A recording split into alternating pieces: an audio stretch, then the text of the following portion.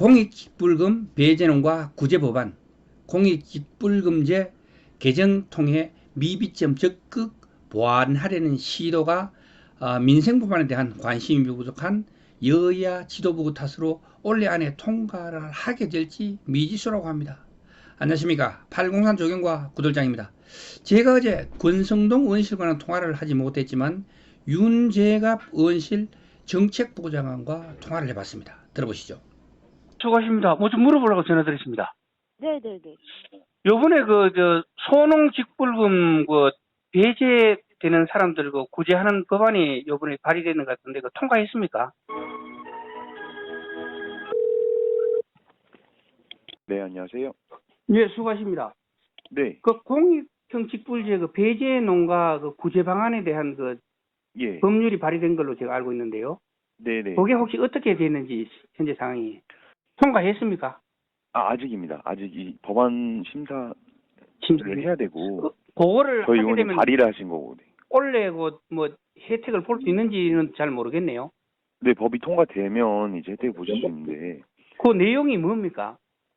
그러니까 기존에는 17년도, 19년도에 기존 직불금을 받았던 사람들만 공익형 직불금을 신청할 수가 있었는데, 예. 그 17, 19년도 외에 또 농사를 그 전에 지었던 분들도 다 이제 신청할 수 있게 이렇게 법안 발의했거든요, 개정안을.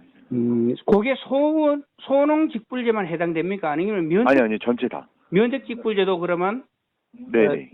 그때 이제 미리 받았던 경력이 없으면 신청 자체가 안 됐단 말입니까? 맞아요, 네네네. 그 경력 자체를 저희가 예. 없애는 걸로, 예.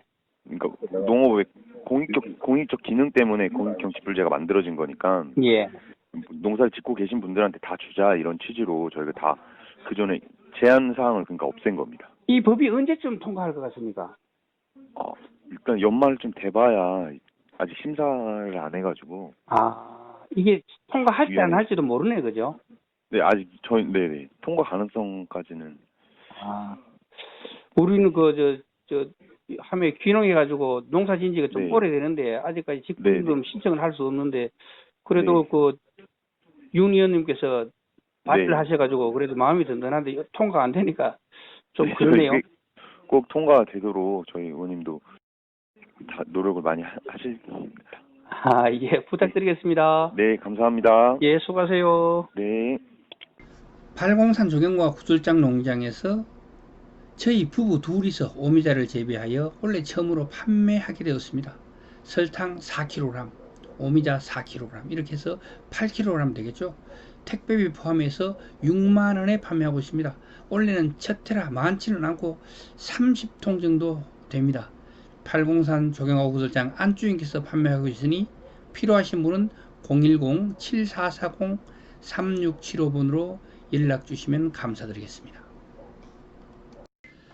방금 들으신 통화 내용으로 봐서 올해 연말까지 이 법안이 국회 문턱을 넘게 될지 못 넘게 될지 아직 미지수라고 합니다. 너무 안타까운 심정입니다. 2020년 9월 정기국회가 개원하면서 공익직불금 배제 신청론과 구제 방안을 담은 법안이 발의돼 기대를 모으고 있습니다. 권성동 의원과 윤재갑 의원은 과거 직불금 수령 이력이 없는 농지라도 신청이 가능하도록 하는 내용을 담은 농업, 농촌, 공익기능 증진 직접 지불제도 운영에 관한 법률 개정안을 9월 1일과 9월 9일 각각 대표 발의했습니다. 현행 공익직불제는 최근 3년간 직불금을 1회 이상 받은 실적이 있는 농지를 대상으로 한 농민이 아니라 실제로 농사를 짓고 있는 농지이기도 하지만 어떤 이유로든 과거에 신청을 하지 않았기 때문에 현재 공익형 직불금제 신청 대상에서 제외된 농가들의 반발이 나올 수밖에 없는 이유입니다. 과거 직불금을 신청하지 않았던 소농이나 고령 농들이 주로 대상이 되는 것 같아요. 기존의 직불금을 받고 있는 농지를 구입하여 직불금을 신청할 수 있지만 기존의 직불금을 신청하지 않았던 농지는 소농직불금제, 면적직불금제 모두 혜택 대상에서 제외되어 직불금 신청 자체를 할 수 없도록 막아놓기 때문에 그 불만이 생기게 되는 그런 실정입니다. 2017년 기준 농지 면적의 1,500평 미만 농가의 직불금 수령은 11만 원 조금 넘는 수준이었습니다. 근데 올해는 공익형 직불금제의 도입으로 말미암아 120만 원을 받을 수 있습니다.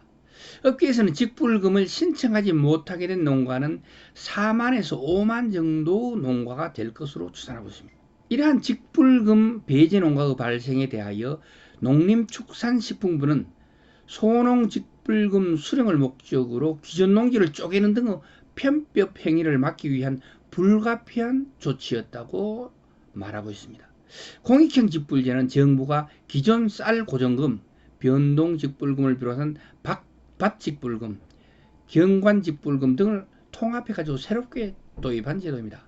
생산작물의 종류와 상관없이 농지 규모를 기준해가지고 기본 직불금, 그리고 소농, 면적 직불금과 선택형 직불금제 이렇게 구분하고 헥타르당 연간 최소 100만 원, 그러니까 면적이 아무리 많아도 최소 100만 원을 주겠다는 것이고요.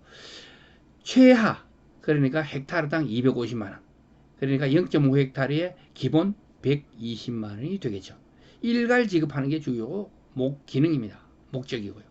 하지만 그동안 실제 농사를 지으면서 직불금 수령 자격이 있는데도 불구하고 절차가 복잡하거나 직불금 단가가 낮아가지고 신청하지 않았던 농가, 그런 농가들에게 공익형 직불금제 도입으로 직불금 신청 자체를 막아놓았기 때문에 그 문제의 중심이 되는 것입니다. 지난 3년 동안 직불금을 신청하지 않은 그런 결과죠. 이는 헌법상 신뢰보호 및 평등의 원칙에 위반된다는 그런 위헌의 소지가 있다고 합니다.